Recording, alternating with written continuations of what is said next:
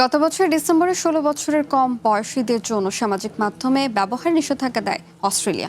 তবে আইন কার্যকরের ৩ মাস পর জরিপের তথ্যে উঠে আসে ৮০% ওপর তরুণরা এখনও নিয়মিত সামাজিক মাধ্যম ব্যবহার করছে। এই নীতির কার্যকারিতা নিয়ে তীব্র চ্যালেঞ্জের মুখোমুখি হচ্ছে দেশটির সরকার। AKS অর্জন করল গিনেস ওয়ার্ল্ড রেকর্ডস। AKS শিশুদের মানসিক ও শারীরিক স্বাস্থ্য সুরক্ষার কথা চিন্তা করে গত বছরের ডিসেম্বরে বিশ্বের প্রথম দেশ হিসেবে ১৬ বছরের কম বয়সীদের জন্য সামাজিক মাধ্যম ব্যবহারে আইনগত নিষেধাজ্ঞা জারি করে অস্ট্রেলিয়া। আমেরিকার টেক জায়ান্ট প্রতিষ্ঠানগুলোর তীব্র সমালোচনা সত্ত্বেও শিশুদের টিকটক, ইনস্টাগ্রাম, ফেসবুক ও ইউটিউবের মতো প্ল্যাটফর্ম থেকে দূরে রাখতে এই যুগান্তকারী সিদ্ধান্ত নেয় দেশটির সরকার।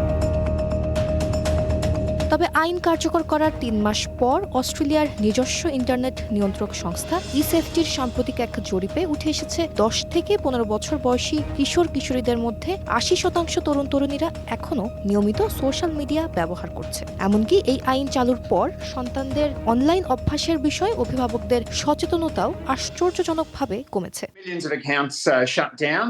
লাখ লাখ অ্যাকাউন্ট বন্ধ করে দেওয়া হয়েছে। অভিভাবকদের মধ্যকার আলোচনা এটি একটি বড় পরিবর্তনের সূচনা করেছে।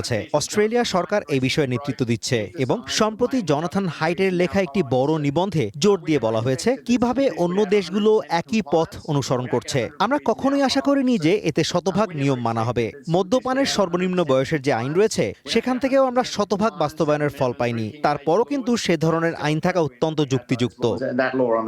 আইন কার্যকর করতে ইতোমধ্যে আইন অমান্যকারী প্রযুক্তি প্রতিষ্ঠানগুলোর উপর শাস্তি ও জরিমানার পরিমাণ দ্বিগুণ করার কথা ভাবছে লেবার সরকার। সঙ্গীতা ইসলাম, ওয়ান ইন্টারন্যাশনাল ডেস্ক।